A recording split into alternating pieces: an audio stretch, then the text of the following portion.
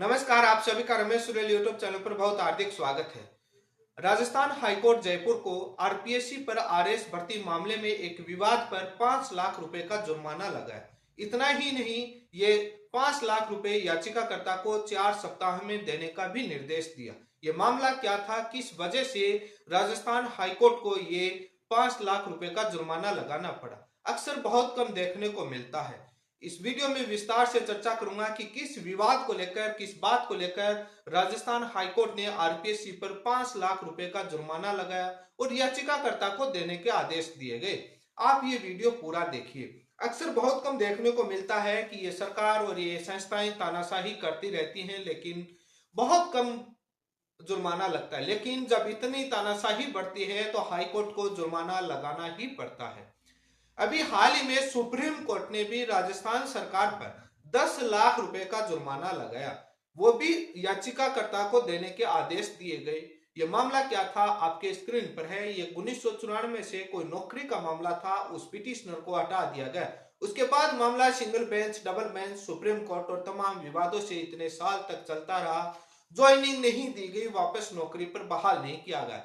इस तानाशाही रवैये से सुप्रीम कोर्ट काफी सख्त हुआ और राजस्थान सरकार पर 10 लाख रुपए का जुर्माना लगा।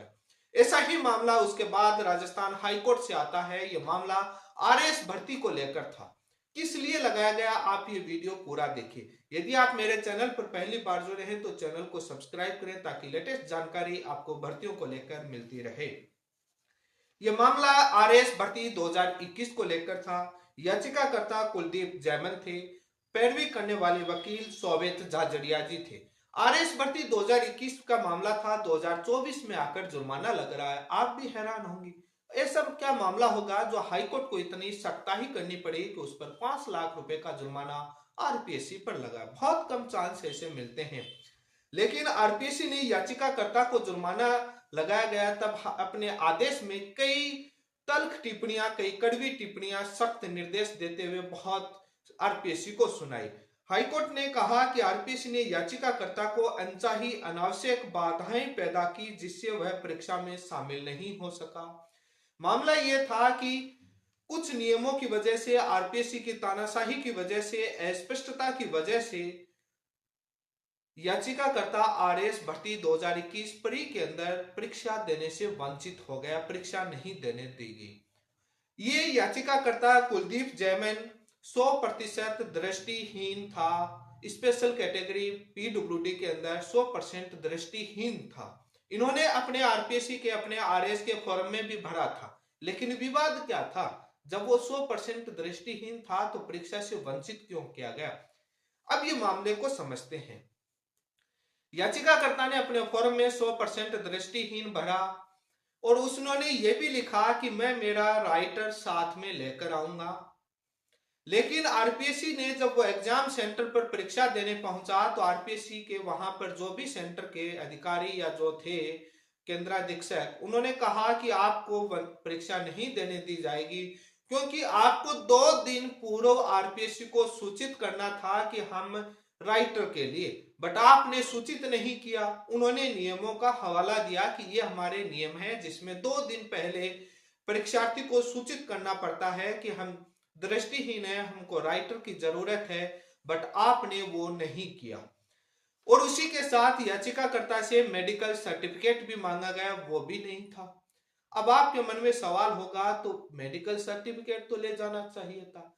लेकिन याचिकाकर्ता ने कोर्ट में बताया कि मेरे पास, मैंने फॉर्म में साफ साफ लिखा था कि मैं दृष्टिहीन हूं 100%, राइटर मेरा साथ में लेकर आऊंगा। जो 2 दिन पूर्व जो राइटर लाने की जो बात कही जा रही है आरपीएससी की तरफ से, हाईकोर्ट ने भी कहा कि वो उनके लिए था जिन्होंने फॉर्म में राइटर आरपीएससी से मांगा था। जिन्होंने स्वयं लेकर आने को कहा उनको 2 दिन पूर्व सूचित नहीं करना था। जो आरपीएससी से राइटर मांग रहे थे उनको 2 दिन पूर्व सूचित करना था। यह मामला विवाद था। मेडिकल सर्टिफिकेट पर याचिकाकर्ता से दलील दी गई कि मेडिकल सर्टिफिकेट क्यों लेकर आऊंगा। उनके एडमिट कार्ड, उनके निर्देश, तमाम जगह कहीं पर भी ऐसा नहीं लिखा हुआ था कि मेडिकल सर्टिफिकेट साथ में लेकर आए।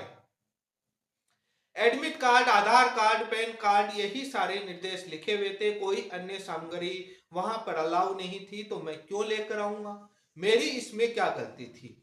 इस वजह से वो परीक्षा नहीं दे पाया। उसके बाद हाई कोर्ट पहुंच गया।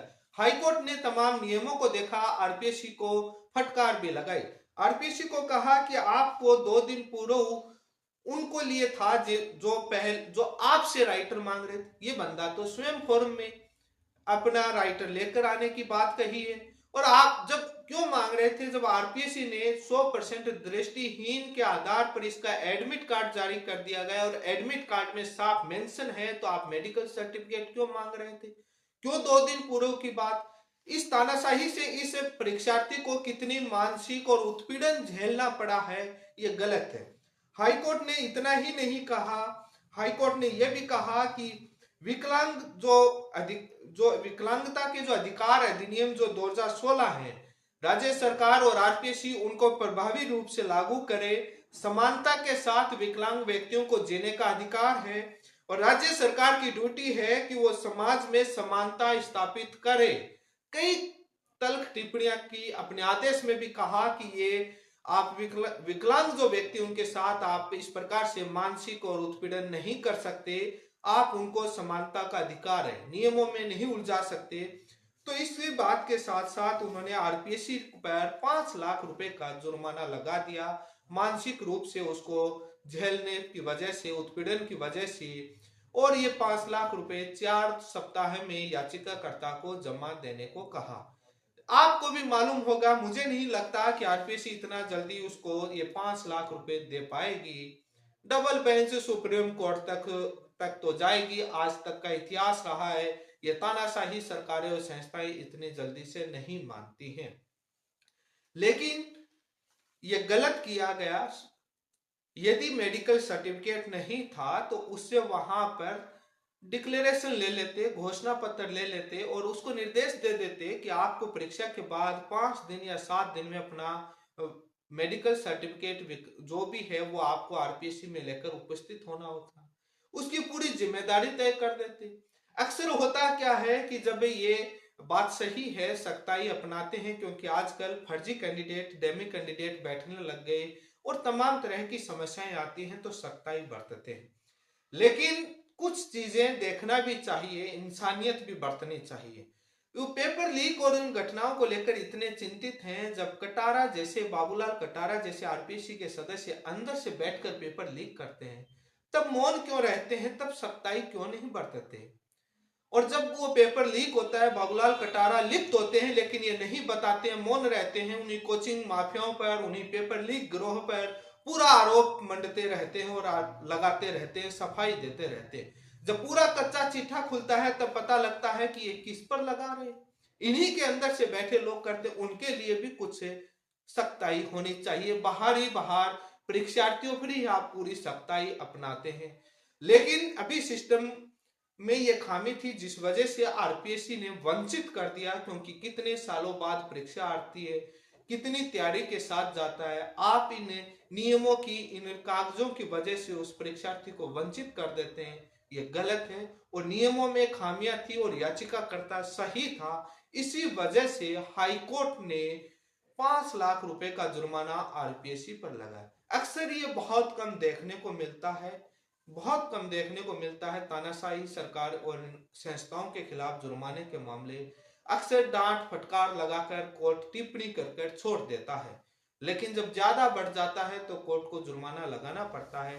अभी सुप्रीम कोर्ट से भी राजस्थान सरकार पर 10 लाख रुपए का जुर्माना लगा है, क्योंकि इनकी जेब से पैसा नहीं लगता। High court, supreme court double bench review petition चलाते रहते हैं, जनता का टैक्स का पैसा है, सरकार के खजाने से वकीलों को पैसा देते हैं। याचिकाकर्ताओं का खेल, याचिकाकर्ता बेचारा अपनी जेब से पैसा लगाता रहता है।